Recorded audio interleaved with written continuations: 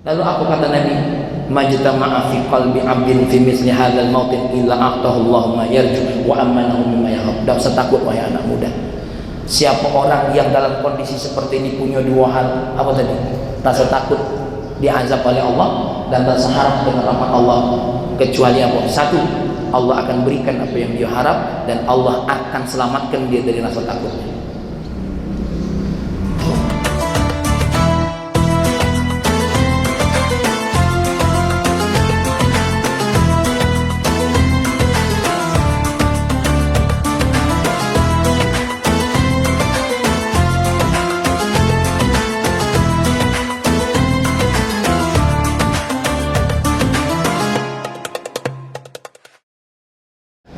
Alhamdulillah wassalatu wassalamu ala nabiyyina Muhammad ibn Abdullah wa alihi wassahabah amma ba'du. Qala Allah ta'ala fi Qur'anil Karim, a'udzu billahi minasy syaithanir rajim. Bismillahirrahmanirrahim. Innahum kanu yusari'una fil khairati wa yad'unana raghaban wa rahaban kanu lana khashi'in. Sadaqallahul azim. Allahumma inna nas'aluka fahman nabiyyin wa hifdzal mursalin wa ilhamal malaikatil muqarrabin. Ya Fattah ya Alim, iftah qulubana futuhal arifin. Yang kami banggakan Bapak Ibu semua, jamaah salat subuh Masjid As-Salam yang dimuliakan oleh Allah, khusus orang tua kami, pimpinan kita semua, Bapak Haji Sulaiman Kohar yang sempat hadir, mudah-mudahan beliau dan kita semua istiqomah dalam ibadah, amin. Istiqomah dalam kebaikan, istiqomah jauh daripada maksiat, istiqomah jauh daripada keburukan, insyaallah. Bapak Ibu yang dimuliakan oleh Allah, pagi hari ini kita akan sedikit membahas tentang 3 kekuatan seseorang untuk melaksanakan sebuah kebaikan. 3 kekuatan ini orang itu kalau punya, dia pasti semangat dalam melakukan apapun. Jangankan urusan akhirat, urusan dunia pun dia akan semangat. Yang pertama adalah al-mahabbah, rasa cinta. Yang kedua adalah al-raja, rasa harap. Dan yang ketiga adalah rasa takut. Siapa? Ya. Jadi 3 kekuatan ini luar biasa buat kita semua. Pertama rasa cinta. Yang kedua rasa harap. Dan yang ketiga rasa takut. Nabi bersabda, almar'u ma'aman ahabba. Seseorang itu akan senantiasa bersama orang yang dia cintai. Maka orang tuh kalau punya rasa cinta, kemana baik orang yang dicintainya, pasti dia ada di situ. Kalaupun sedang tidak bersama dirinya, tidak lepas daripada pandangannya, tidak lepas daripada perhatiannya. Nah, mudah-mudahan yang duduk di sini, galak duduk di masjid, senantiasa berjamaah, ini bukti daripada kekuatan cinta. Amin. Karena kalau tidak cinta, susah kita mau dekat seseorang. Susah, berat.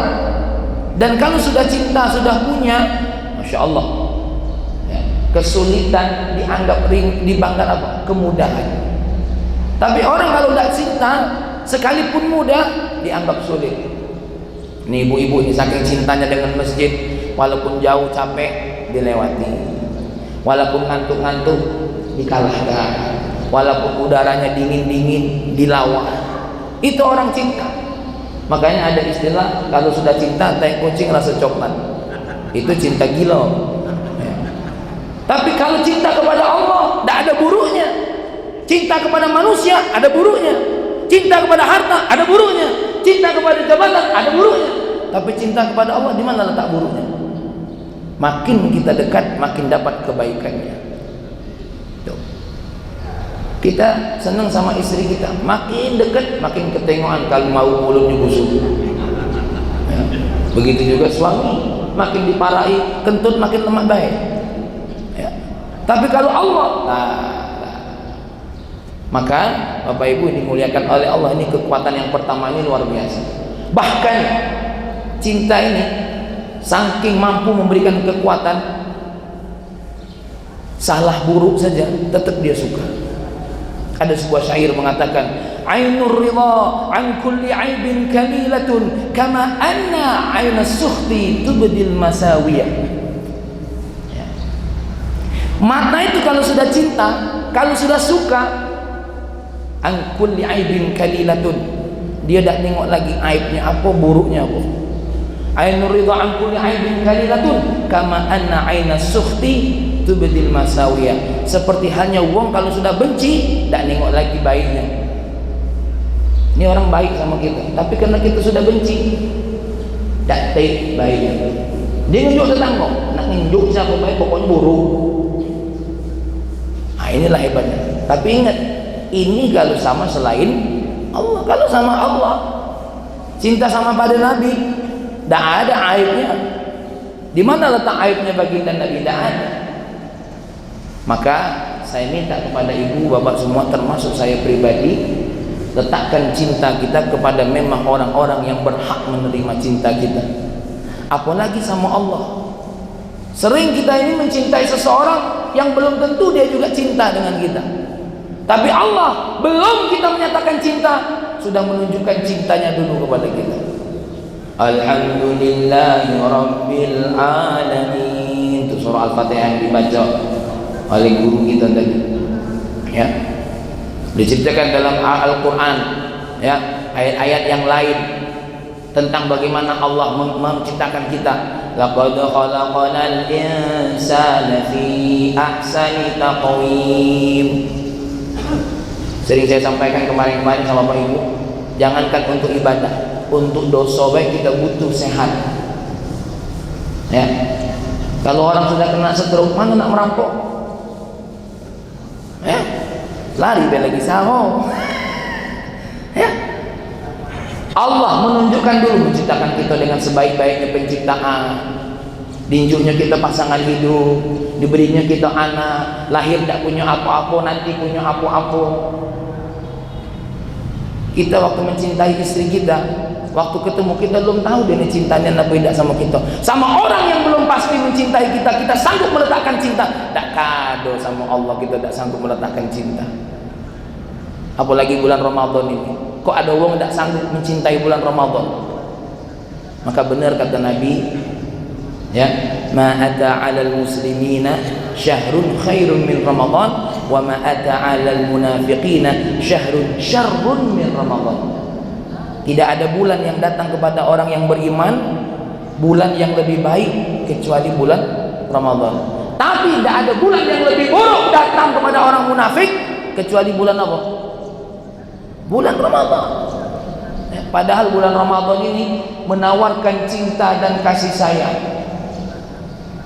Menawarkan cinta dan kasih sayang. Yang menyampaikannya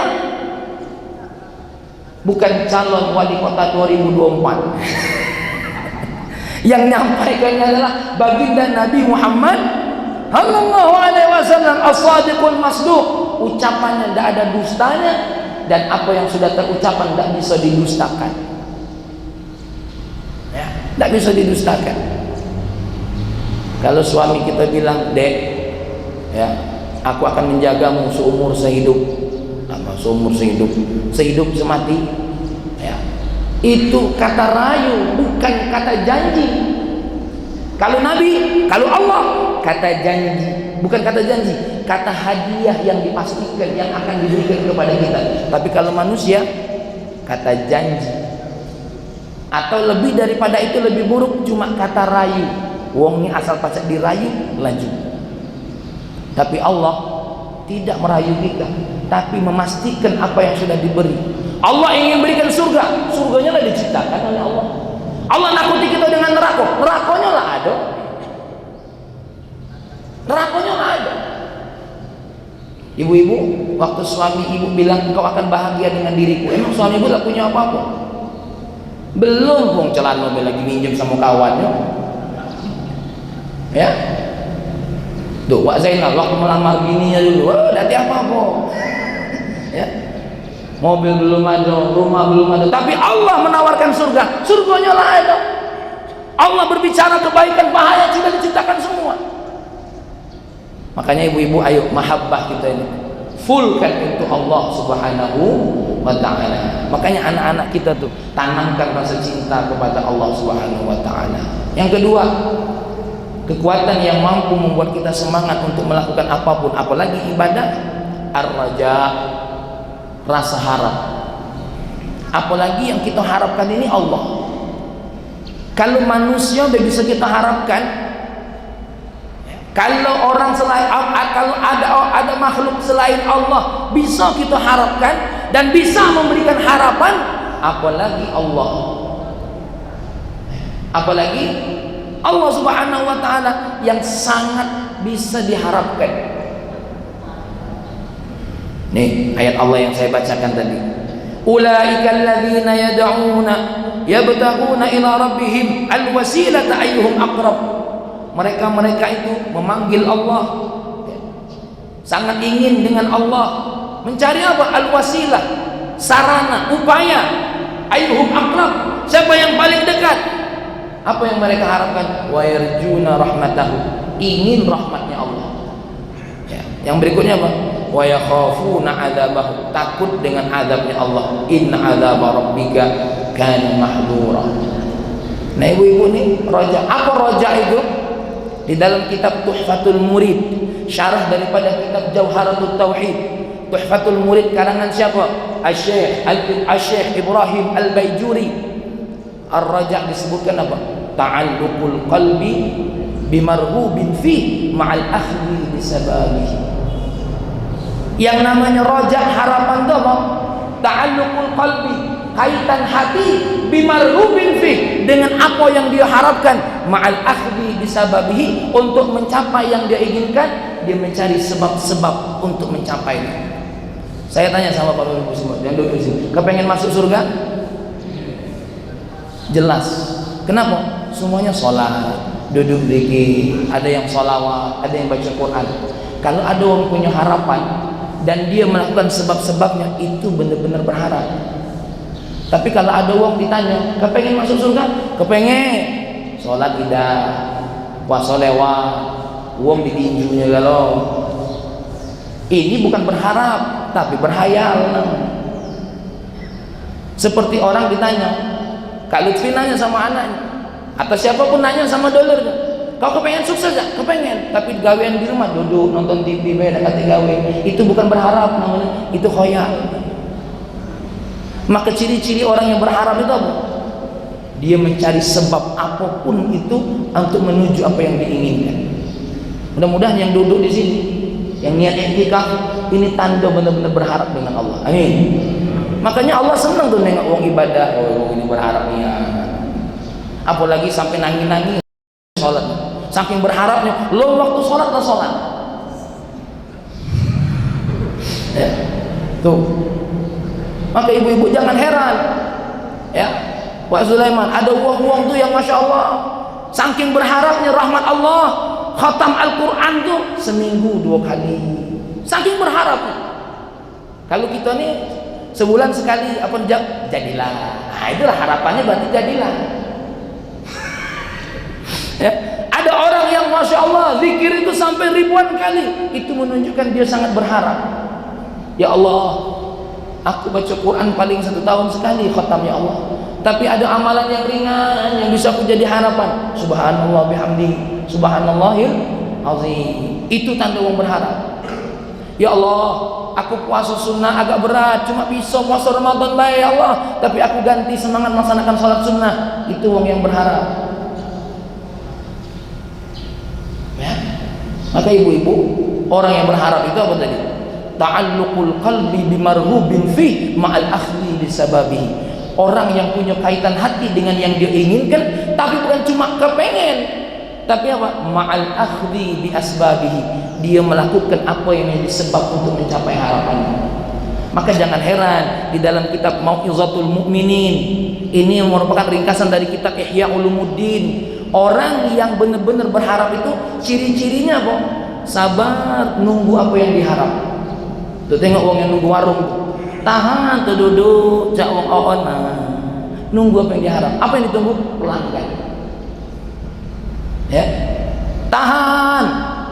Orang-orang tuh kalau punya harapan, WA sana WA sini, ayo yang mau baju baru, yang mau sepatu baru, mumpung murah. Oh, tiap hari tangannya mainnya HP.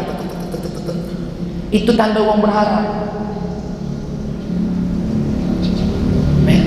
Kalau kita di dunia dengan urusan dunia dia berharap walaupun sesuatu itu belum datang, apalagi dengan Allah. Dia sabar nunggu.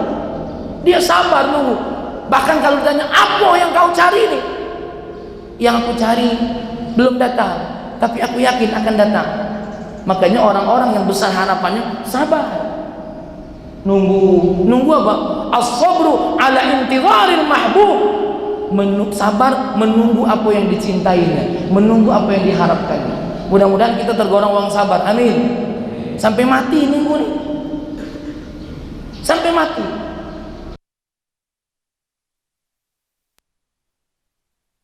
Ulama menyebutkan orang yang doanya bakal dikabul oleh Allah, ciri-cirinya Wak Sulaiman, wong yang berhenti berdoa. Kalau dia berdoa terus walaupun belum kabul, tanda nih satu saat doanya akan dikabul. Tapi kalau berdoa 2 kali lah, ya Allah, kemarin kan lo minta, kamu lo minju. Oh, ya, sabar, masya Allah. Baru yang terakhir, ya, kekuatan yang ketiga adalah al-khawf, rasa takut. Rasa takut ini harus tumbuh dalam diri kita. Ya, kita sama manusia takut ditinggalkan oleh dirinya. Aku takutnya ditinggalkan dia, aku takutnya bermusuhan dengan dia, aku takutnya punya masalah dengan dia, aku takutnya berurusan dengan dia, aku takutnya kalau dia ngancam aku takutnya kalau dia berbuat buruk untuk aku. Padahal yang dilakukan oleh manusia keburukannya untuk kita belum tentu bisa berlaku, sedangkan Allah ancamannya sudah pasti. Ancamannya sudah pasti. Tapi heran, ini ada cerita nyata Pak Sulaiman. Ada orang maling semen di dusun situ Muratara. Di dusun ada Muratara. Maling semen masjid. Dia omong oleh ustadznya, kau ini baliklah, semen itu gak dilaknati oleh Allah. Ya, agi Allah ngazab kamu. Gak didengarnya omongan ini. Disebutnya hadis dah. Tuh kena sakit, datang ke dukun, uji dukun, kau ini gara-gara maling apalah kau nih? Iya, aku maling semen. Baiklah. Nah kan lucu, apa yang disampaikan oleh Nabi dia tidak percaya, apa yang disampaikan oleh dukun dia yakin. Jangan-jangan kita persis seperti ini. Apa yang diancam manusia kita takut, tapi apa yang diancam oleh Allah kita tidak takut.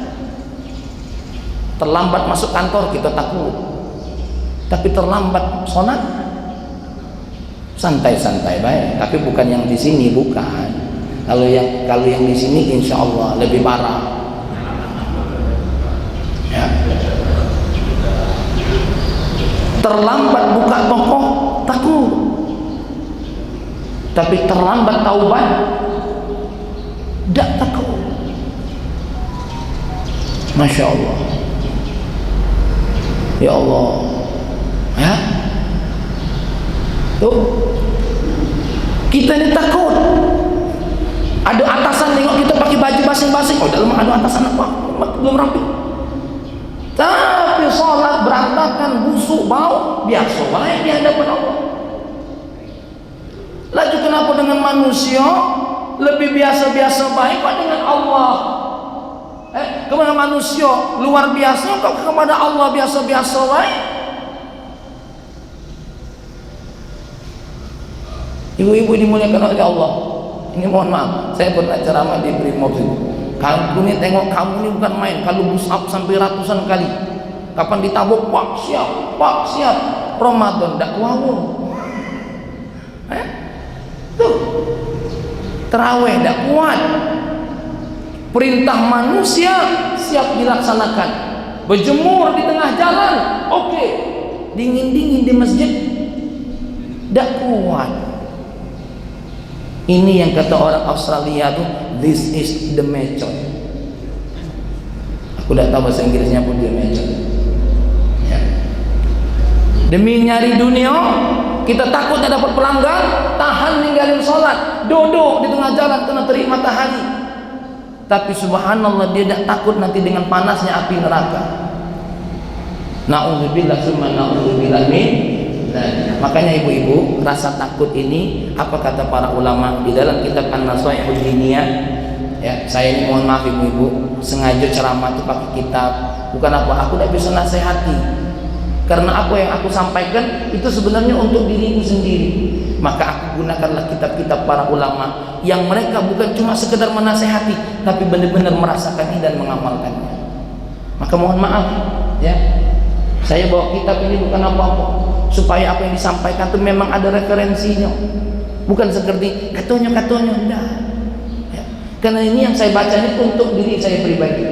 Apa kata Al-Habib Abdullah bin Ali bin Muhammad Al-Haddad dalam kitab An-Nasaihul Diniyah? Annal khawfa zajirun yazjurul insan 'anil ma'asi. Rasa takut itu apa? Sebagai pencegah seseorang untuk melanggar. Contoh, kalau kita takut tanaman kita tidak berhasil, apa yang kita buat? Satu, milih bibit yang terbaik. Yang kedua, nyari tanah yang paling subur. Sudah tahu, diproses dari awal dengan baik. Lah diproses, diperhatikan, dipupuk, ditengok. Tuh sama seperti kita.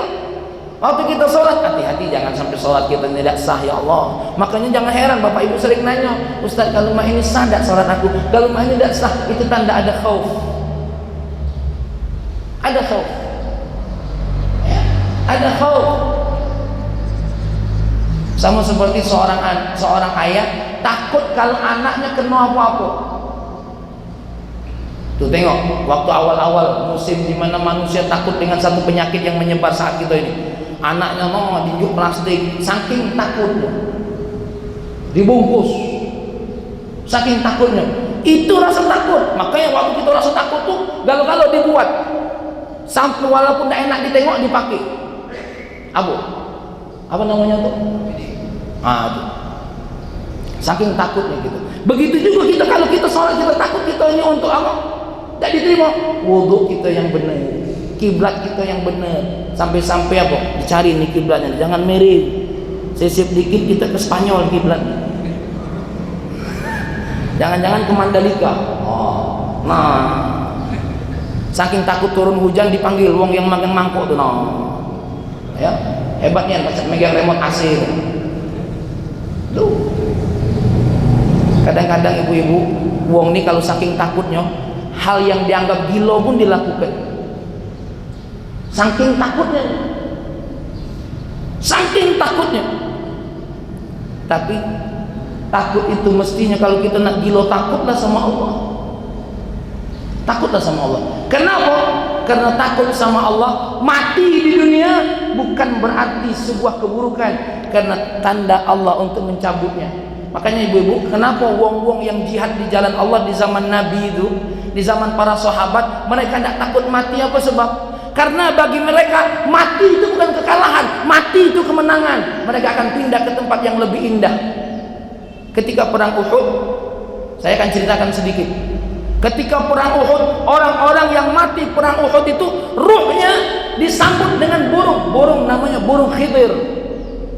Bukan Nabi Khidir, burung Khidir namanya. Disambut ruhnya. Ketika disambut, langsung dibawa tempat yang indah, surga, disajikan dengan makanan.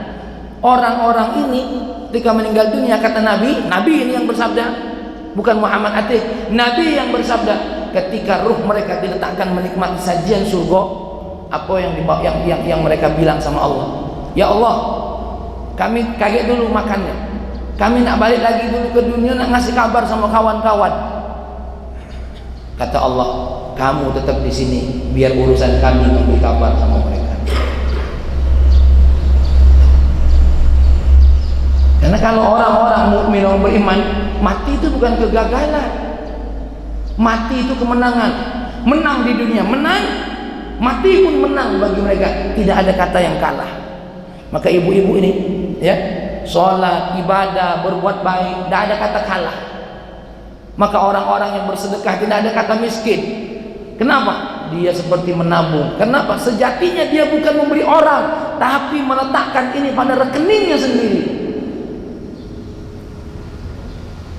Maka saya berpesan kepada orang-orang yang ahlul mal, orang-orang yang kaya, orang-orang yang punya banyak duit, bawa hartanya ke akhirat, jangan ditinggal di dunia. Caranya apa? Tunjuk ke aku. Kasih kepada orang-orang yang memang membutuhkan. Tanamkan di tempat-tempat yang pahalanya tidak putus. Cari masjid-masjid. Ini Masjid As-Salam. Cari masjid yang memang baru dibangun. Cari. Quran, belajar ilmu, tanamkan di situ. Pasti biaya pendidikan untuk anak-anak yang tidak punya biaya, tanamkan di situ. Ya, tanamkan di situ.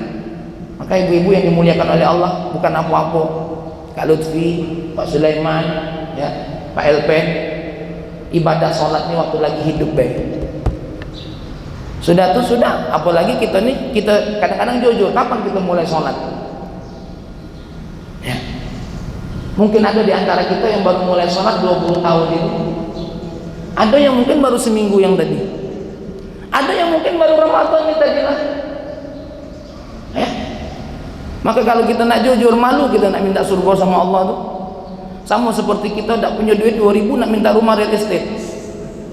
Ya Allah, Pak Elpen, ada tak rumah real estate? Nah, ada duit 2000. Ini malu kita minta surga sama Allah seperti minta real estate, punya duit cuma 2000. Tapi bagi Allah bukan berarti tidak mungkin. Ketika orang ini sungguh-sungguh bertaubat kepada Allah, takut dengan azabnya Allah. Karena gini Pak, nih saya bacakan sebuah hadis Nabi. Ya, ya, Nabi menziarahi seorang pemuda yang sudah mau meninggal dunia. Faqala lahu, lalu Nabi bertanya kepada dirinya, kaifa tajidu? Kaifa tajiduka? Bagaimana yang kamu dapat tentang dirimu? Faqala akhafu dhunubi, ya Allah, ya Rasulullah, aku takut dosa-dosa aku ya Allah. Nak meninggal dunia ini terbayang dosa-dosa aku ya Allah. Terbayang kalau dosa-dosa aku itu terbayang kalau tak bisa dilupakan ya Allah. Wa arju rahmata rabbi, tapi di balik rasa takut itu aku punya harapan. Mudah-mudahan Allah merahmati aku. Walaupun mungkin baru 3 hari ini aku taubat, walaupun mungkin baru 10 hari ini aku taubat ya Allah, atau bisa jadi pagi tadi aku bertaubat ya Allah. Lalu aku kata Nabi, majtama'a fi qalbi 'abdin fi misli hadzal mautin illa a'tahu Allahu ma yarju wa amanahu mimma yakhaf. Dan setakut wahai anak muda, siapa orang yang dalam kondisi seperti ini punya 2 hal, apa tadi? Rasa takut diazab oleh Allah dan rasa harap dengan rahmat Allah, kecuali apa? 1, Allah akan berikan apa yang dia harap dan Allah akan selamatkan dia dari rasa takutnya. Maka ibu-ibu dimuliakan oleh Allah, fahami, ingatkan baik. 3 kekuatan ini jangan lepas dari diri kita. Cinta, yang kedua apa? Rasa harap, dan yang ketiga apa? Khauf, rasa takut. Dalam bahasa Arabnya cinta tadi mahabbah, yang kedua tadi apa? Ya, raja, dan yang ketiga khauf. Rasa khauf ini kalau kita mau artikan apa? Asy'urun najim, perasaan yang muncul inda tahdidil musawwar atau indal khataril waqi'. Ya. Yang namanya rasa takut itu apa? Perasaan yang muncul ketika datang 2 hal. 1, bahaya yang datang. Yang kedua, ancaman yang tergambarkan. Maka kalau kita tergambarkan cak mano neraka, cak mano kalau kita murka Allah, insyaallah itu semua akan menjadi kekuatan buat kita semua. Amin ya rabbal alamin. Sebagai penutup, mudah-mudahan puasa kita, ibadah kita tidak lepas dari 2 rasa ini, bahkan 3 rasa ini. Ya, berharaplah dengan puasa kita, berharaplah dengan sholat kita untuk dapat rahmat Allah. Tapi jangan lupa, takutlah kepada Allah. Agar apa? Agar puasa kita, agar sholat kita, agar kebaikan kita dibangun atas dasar kehati-hatian. Demikian.